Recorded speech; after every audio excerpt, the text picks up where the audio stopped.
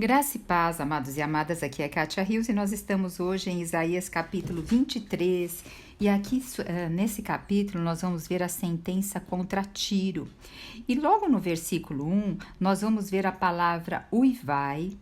No versículo 6, nós vamos ver também a palavra uivai, e no versículo 14, também a mesma palavra. O que é a palavra uivai? É assim, entristeçai-se com momentos de uivo, com momentos de lamento, com voz alta, com desespero. Lembrando que esses três uivai, eles dividem um poema. Isaías escrevia muito em forma de poema. Antigamente eles faziam muito dessa forma, porque era muito mais fácil as pessoas gravarem. E também era uma forma de escrever erudita, era uma forma difícil também de escrever. E a poesia hebraica é totalmente diferente da nossa, então muitas vezes para entender a Bíblia, além da gente entender o contexto histórico, a gente tem que entender um pouco tudo que a forma de escrever, para que a gente não se perca na leitura, né? E esse capítulo 23, lembrando que Isaías está falando de profecias que vão acontecer ainda, que ainda não aconteceram. Então ele está aqui falando de coisas que muitas vezes ainda nem estava no radar de ninguém, né? E o que mostra também nesse capítulo, como nos outros capítulos, que quem está no governo de todos os países é o Senhor. Que nações caem, nações sobem da mesma forma que caem. Como a gente vive um período do tempo, a gente não tem noção disso se nós não estudarmos a história. Vocês perceberam como entenderam de história, inclusive também de geografia, é algo que nos dá mais contexto na palavra de Deus? Eu vejo que nós cristãos, muitas vezes mais até as mulheres, nós nos abstemos de entender, de ter conhecimentos, e as mulheres até um pouco de mais idade, da classe média para baixa, elas têm muito pouca cultura. Então, por isso que muitas vezes pessoas intelectuais dizem que pessoas que creem na Bíblia são meio que beatas, porque lhe faltam contextos. E muitas vezes, dependendo dos nossos filhos, do temperamento, do que eles quiseram estudar, porque um exemplo, alguém que tem um temperamento mais introvertido, mais para a linha das exatas, tende a ir para uma área mais fechada. Mas quem tem um pensamento mais assim, é uma pessoa mais extrovertida, tem mais voltada à área de humanas, às áreas sociais, acaba tendo contato com muitas diversidades, com a cultura diversificada. E se a pessoa não tiver solidez no Senhor, ela se perde. E os pais, como eu um dia, e até hoje ainda não tenho esse conhecimento para dialogar muitas vezes com os meus filhos, naquilo que eles aprendem, naquilo que eles estudam, mas o pouquinho que nós vamos aprendendo aqui juntas já nos dá uma bagagem em Cristo Jesus, porque, amados, a sabedoria é Jesus. Só que lá em Provérbios nós vemos que o Senhor deu inteligência, entendimento, discernimento e sabedoria. A sabedoria engloba nós buscarmos também o conhecimento, nós exercitarmos também a capacidade e o talento que Deus deu a nós. Muitas vezes nós somos muito inertes quanto a essas coisas, tá? Então, pela primeira vez, eu já na terceira idade, lendo a Bíblia, eu estou realmente entendendo-a. Porque parando em cada capítulo, entendendo o contexto histórico, um pouco da geografia. Hoje, para ler esse capítulo, eu fui ver um pouco a história do Alexandre o Grande, para poder entender um pouco da história do Alexandre o Grande. Então, tudo isso o Senhor vai nos esclarecendo e nos dando uma visão. Agora, o que em todas essas sentenças que nós vimos, que todas as nações que se orgulharam de alguma coisa foram abatidas. Elas não reconheceram que aquilo que tinha vinha de Deus e que toda reverência deveria ser a Deus. Pelo contrário, adoravam seus deuses pagãos. Hoje nós podemos falar que nós não adoramos deuses pagãos porque a gente não tem talvez uma imagem dentro de casa. Mas hoje o paganismo está de diferentes formas. Ele está muitas vezes quando a gente ama muito a família e coloca a família em primeiro lugar. Então ele está em várias coisas que são colocadas em primeiro lugar no nosso coração, sem a gente perceber. Muitas vezes a gente só vai perceber mediante alguma dificuldade, para que nós possamos ser alertados quanto a isso. Mas vamos voltar aqui em Isaías 23, só para vocês entenderem um pouco o contexto, antes da gente começar. Vai falar sobre a sentença contra Tiro. Quem era Tiro? Tiro era uma grande cidade portuária, vivia ali à beira do mar. Remonta à antiguidade isso, né? Os fenícios também eram marinheiros e célebres construtores de conhecida cidade ali da África, do norte da África, chamada Cartago. E Tiro, ela era conhecida por ela poder fazer várias transações comerciais, e eles tinham um conhecimento tão grande na marinha, em construir navios, em navegar, que a cidade de Tiro era uma cidade que era uma fortaleza construída em cima de rochas. De um lado tinha o mar e do outro lado as montanhas. Então eles se sentiam extremamente seguros. Era uma cidade muito ali segura. Mas nós vamos ver que essa cidade quis muito ser conquistada por outros. Vários foram derrotados, mas teve uma hora que ela foi sucumbida. E Isaías está falando desse momento, que Tiro vai ser sucumbida. Então ele diz assim, olha, versículo 1, palavra de revelação e advertência contra Tiro. Então ele vai dizer assim, uivai, navios de Tarsis. Também é considerado Tarsis ali como Tiro, ali, porque era tudo cidades próximas, tá? Porque está assolada, a ponto de não haver nela casa nenhuma, nem há ancoradouro. Da terra de Chipre lhe foi isto revelado. Então, o que ele está dizendo aqui? Ele está dizendo que, eu vou ler até na outra tradução aqui na Bíblia King James, tá? Diz assim, palavra de revelação e advertência contra Tiro. Uivai de decepção, ó navios de Tarsis. Eis que Tiro jaz destruída e nada lhe restou, nem uma só casa restou, nem seu próprio porto. De Quintim, Chipre chegou essa triste notícia.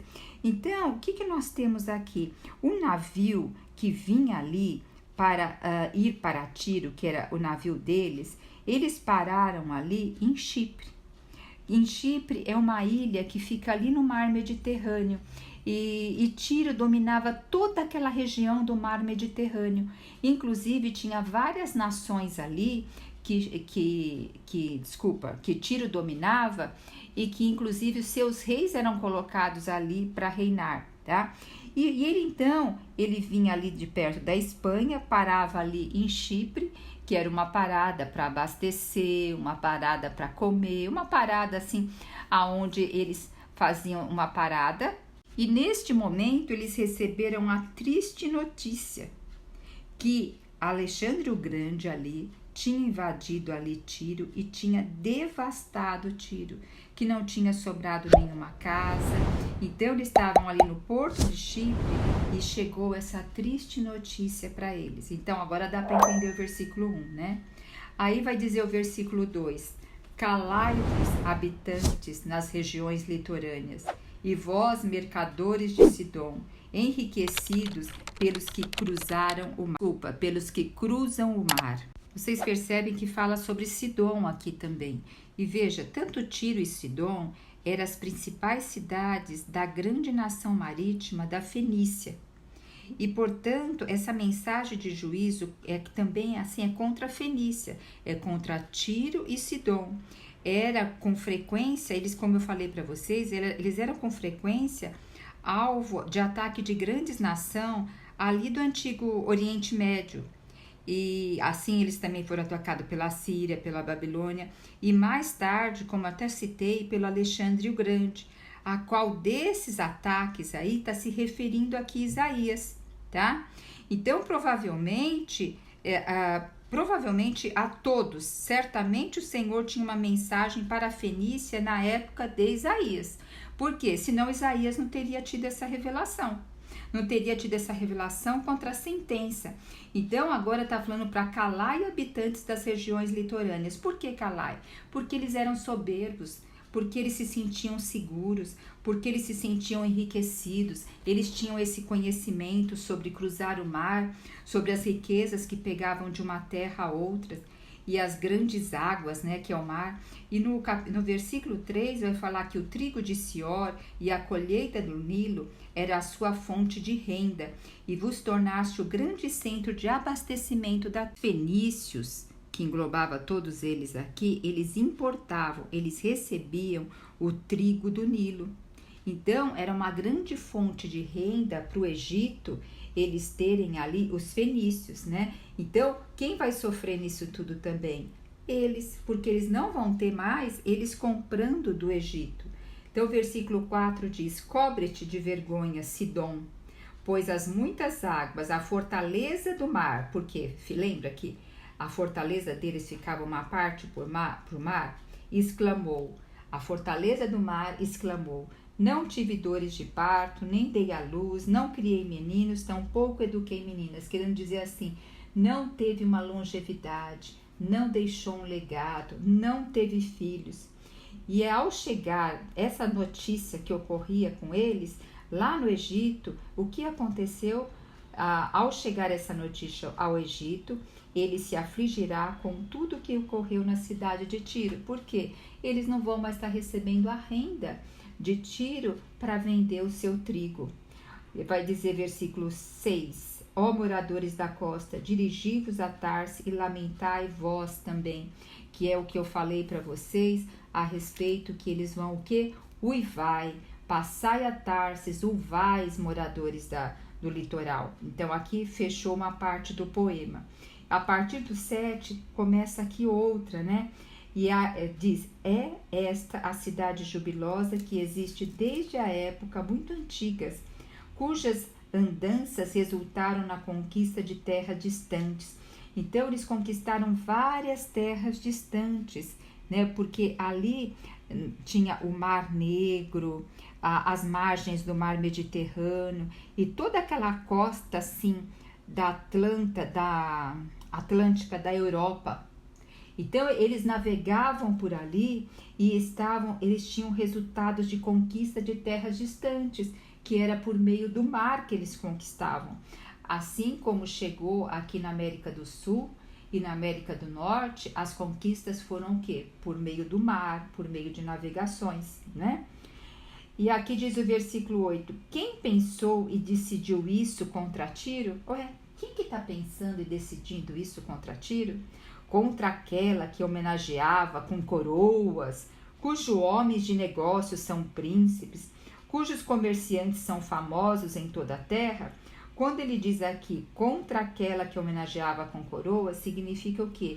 Que eles colocavam nas cidades conquistadas os seus reis, as suas coroas. Então, todas as cidades conquistavam, pagavam o quê? Eram tipo vassalos, pagavam uma parte para a coroa, né? E quem pensou e decidiu isso contra Tiro? Versículo 9, ora, foi Yahvé dos exércitos, foi o Deus dos exércitos, quem o planejou a fim de abater toda a soberba e vaidade e humilhar todos os que vivem em ostentação e vanglória sobre a face da terra. A gente vê a história de Lúcifer, né? Que ele se vangloriou, que ele se orgulhou. Quando nós nos orgulhamos, nos vangloriamos, nós queremos a independência. Nós somos seres um com os outros interdependentes. Ninguém é dependente. E ninguém é independente. Nós somos interdependentes, mas de Deus nós temos que ver que nós somos totalmente dependentes. Mas quando o homem ele começa a ter conquistas, o coração dele começa a se orgulhar, se ensoberbecer, né? Então, aqui, por isso que muitas vezes a palavra de Deus, a palavra de Deus fala que o rico é difícil entrar no reino dos céus. Não que o problema é ser rico, o problema é confiar na riqueza. O coração ele é muito enganoso e ele se apega àquilo a que ele conquista. Então, por isso que nós temos que cuidar do nosso coração todos os dias, porque ele é enganoso. Nós só sabemos o que vai dentro de nós mediante as circunstâncias que nos ocorrem. Não adianta muitas vezes julgar a vida do outro se eu não estou passando por aquela circunstância. Porque quando se revela uma circunstância na nossa vida, aí nós vamos saber o que tem no nosso coração e como nós vamos reagir, né? Então, muitas vezes o Senhor nem permite, muitas vezes, a gente alcançar determinadas coisas, porque Ele sabe que aquilo vai roubar o nosso coração. Mas, por um outro lado, quantos problemas roubam o nosso coração? Amados e amadas, o Brasil é considerado o país mais ansioso São Paulo é considerado a cidade mais ansiosa do mundo. O Brasil também é considerado, tá? Mas São Paulo é considerada a cidade mais ansiosa do mundo. Então, ansiedade é uma forma de roubar o nosso coração. Ansiedade não é falta de fé, tá? Porque existem pessoas que já vêm na genética com traço de ansiedade. O ambiente onde ela foi criada foi um ambiente que trouxe muita ansiedade e a vida traz muita ansiedade. Mas o que acontece? Essas coisas roubam o nosso coração do propósito de Deus. Eu vivi por muitos anos com uma ansiedade elevadíssima. E hoje eu tenho que cuidar de mim diariamente, do meu coração, porque eu tenho facilidade de cair na ansiedade. Eu tenho traços fortes para poder cair na ansiedade. Então, quando nós temos consciência aonde são nossas fragilidades, nós vamos cuidar, nós vamos fechar brechas. Então, Deus, Ele quer que nós fechemos todas as brechas, para que nada tome nosso coração. Hoje, existem os remédios. Quantas pessoas mal sentem algo? Já o que? O Deus deles é o remédio. O Deus deles é a farmácia, o Deus dele é a comida. Tudo isso são ídolos que roubam o nosso coração. Oh, que o Senhor possa ir se revelando mais a nós, né? Então hoje eu vejo tantos cristãos tomando os remédios antidepressivos, ansiolíticos. Não estou dizendo que é pecado tomar remédio. Só que esses remédios, eles só ajudam na parte dos neurotransmissores, na parte hormonal e por um tempo. Mas eles não fazem renovação da mente. Eles não vão ajudar a realmente mudar a tua mente que está ansiosa, mudar a tua mente que está depressiva. Eu, como cristã, eu demorei, inclusive, para aceitar que um cristão podia fazer terapia. Eu tive que passar por esse processo de ser quebrada pelo Senhor. E hoje, inclusive, o Senhor me deu essa missão de trazer consciência para o mundo cristão do processo da salvação da alma. Que Deus nos deu vida em abundância e nós não vivemos por conta desses montes de doença. Nós não estamos nesse panorama aqui de Tiro, em questão da ostentação, mas aqui o Senhor está mostrando uma vestimenta de algo que roubava o coração. Hoje nós temos várias outras vestimentas que roubam o coração, né? Deixa eu voltar para a palavra novamente. Então aqui vai dizer que quem abate os soberbos, a vaidade, humilha todos, é o Senhor. Como disse, uma nação sobe, depois desce. A vida é feita de ciclos, tá? Lavrai a tua terra como se cultiva as margens do Nilo, ó povo de Tarsis, porquanto o vosso porto não mais existe. Quer dizer, vocês não vão ter mais o trigo lá do Egito. Então, começa vocês a fazer sua plantação, porque a cada um agora vai ter que viver às suas próprias custas. No sentido assim, não tem mais os navios que ficam lá e para cá, fazendo negócios, comerciantes, que vocês têm tudo ali. Imagina, gente, Naquela época, quando o navio, principalmente aqui em Tarsis, em Sidom, chegava o navio, acho que todos ficavam animados para saber o que trouxe de outras nações. Era a forma do conhecimento. Olha, aquela nação já tem vidro. Olha, aquela nação já sabe fazer a cor vermelha. Olha, aquela nação já sabe fazer a cor azul. Olha, já tem a pedra lápis azul, que se não me engano o nome. Então, era uma forma até de curiosidade, de saber o que o homem estava descobrindo, conhecendo, né? E aí depois diz assim: o eterno, o Senhor, o eterno, nosso Deus é o eterno, ele não tem dias, ele não tem passado, nem presente no futuro, ele é o aqui e agora, ele é o eu sou. O eterno estendeu a mão sobre o mar, fez tremer os reinos. Quanto a Fenícia, Yahvé decidiu destruir sua fortaleza. Ó Senhor Jesus, que nós possamos todo dia dizer: Senhor, se está crescendo em mim alguma fortaleza, não importa o quanto eu vou sofrer, derrote-a, quebre e me dê clareza disso, para que eu possa construir sobre a rocha que é tu, Jesus.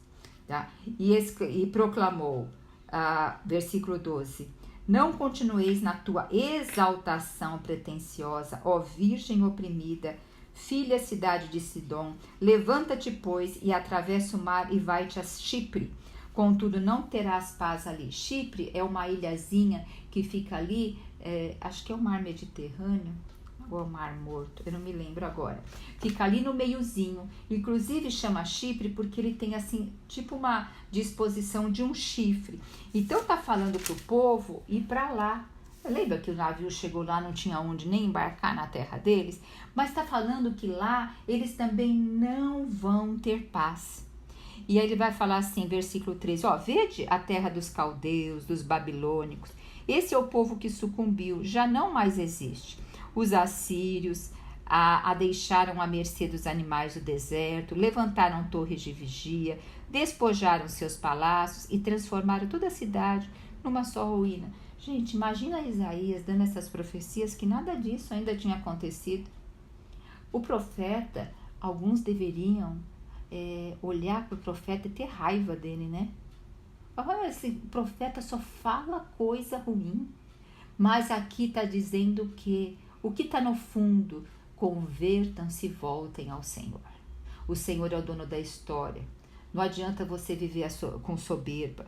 Agora, o versículo 14 vai fazer aquela divisão novamente que a gente falou, começa: uivai, navios de Tarse, porque é destruída a que era a vossa fortaleza. Então, lamentai, pranteai aos gritos, ó navios de Tarse, porque a vossa fortaleza foi arrasada. Naquele tempo, Tiro será esquecida por 70 anos. A gente não sabe se esses 70 anos é simbólico, mas a gente sabe que o número 7, o número 70, é um tempo completo, tá? É um tempo que precisa para se completar. E diz assim: isto é o equivalente aos dias da vida de um rei. Então ele está dizendo que um rei também, um reinado talvez era de 70 anos, porque o povo judeu ficou ali, de Judá, ficou na Babilônia por 70 anos escravo, e foi referente 70 anos aos 400 e pouco anos que eles não guardaram, eles não descansaram a terra em um ano. E, nossa, isso me toca tanto, porque até o nosso descanso, quando nós não nos permitimos, Deus, ele pesa a mão sobre nós. Mas vamos voltar aqui. Então, esses 70 anos, não dá para saber muito bem ao que se refere, mas a gente sabe que é um tempo completo.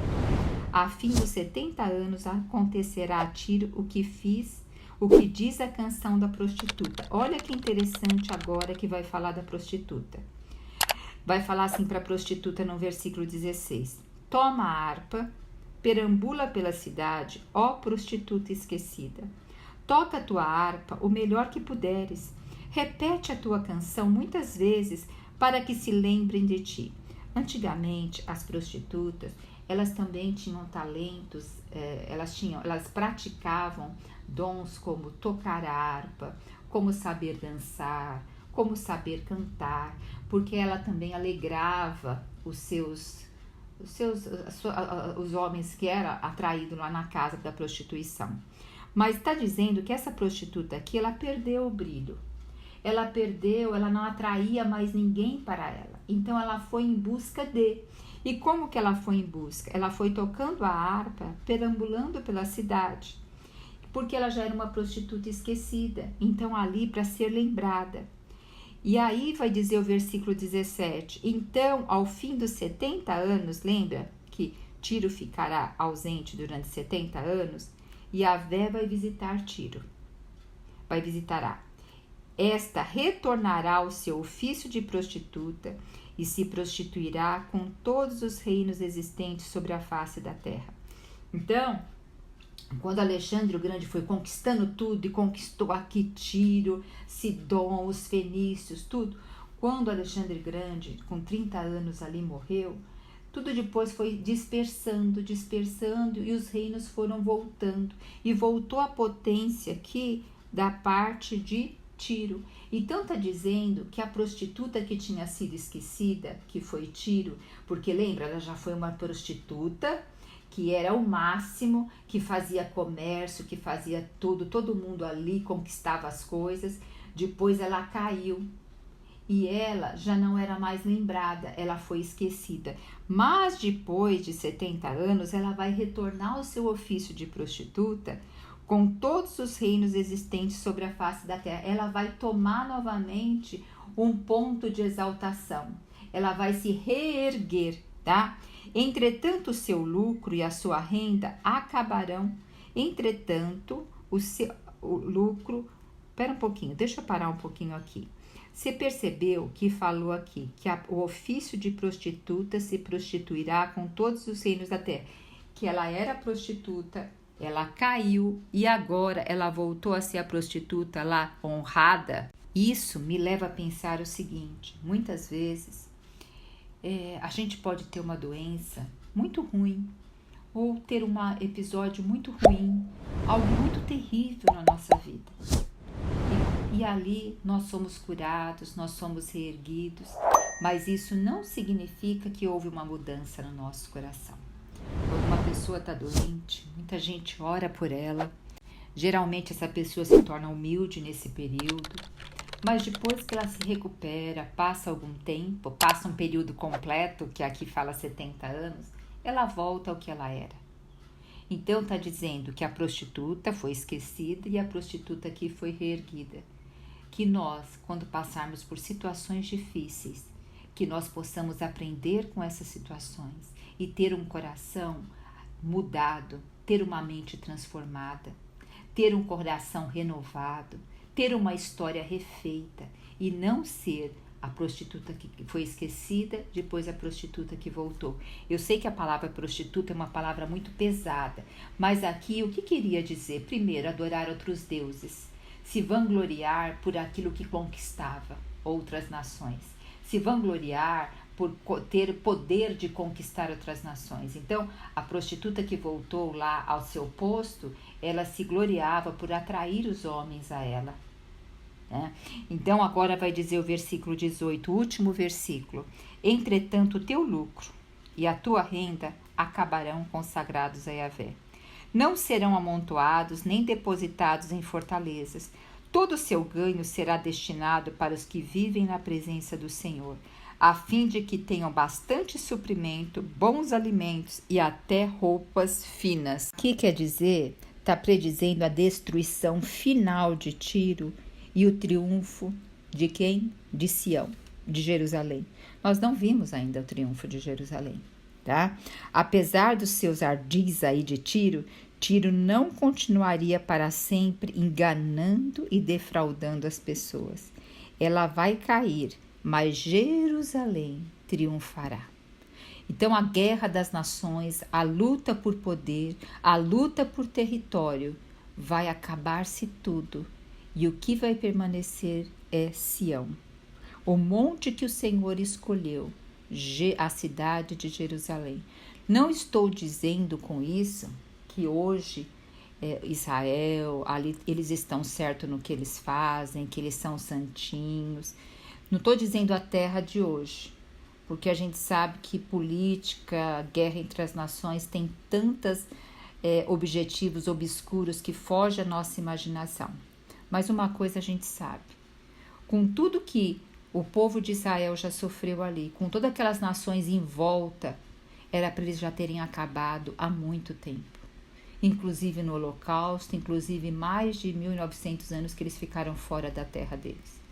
Mas eles voltaram como uma nação. Então a gente vê a mão de Deus. Então eu não ouso falar contra Israel. E eu me reservo ao silêncio.